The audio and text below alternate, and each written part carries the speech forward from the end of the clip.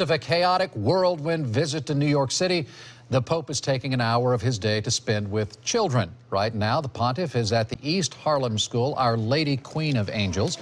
For the last hour, he's been visiting some classrooms, singing and praying with the students.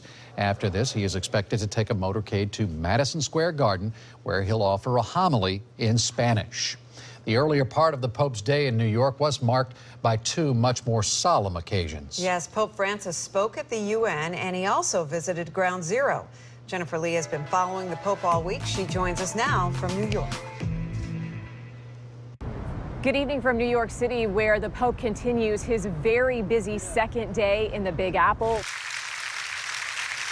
The Pope's day began with an address to world leaders at a meeting of the UN General Assembly. Señor Presidente, Mr. President, señoras, ladies, señores, and gentlemen, buenos días. Addressing the chambers in Spanish, the Pope spoke, as he did before Congress, about ending poverty and preserving the environment. But the appearance that probably resonates with the most Americans was the pontiff's visit to Ground Zero. Greeted by former Mayor Bloomberg, the Pope met with families of the 9/11 attacks who were chosen by lottery to attend. Then, surrounded by religious leaders from many faiths, he quietly offered his prayer of peace. The scene of unspeakable violence and pain. We ask you, your goodness, to give eternal light and peace to all who died here.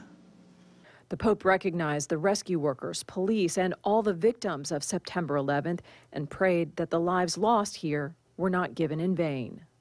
The last event of the evening for Pope Francis is Mass at Madison Square Garden. That's set to take place tonight at 6 o'clock. That's the latest from New York City. Now back to you guys.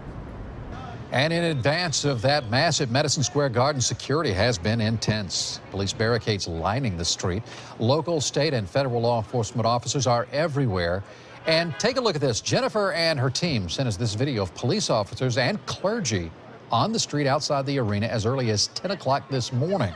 The crowd's also lining up hours in advance to get inside to see Pope Francis.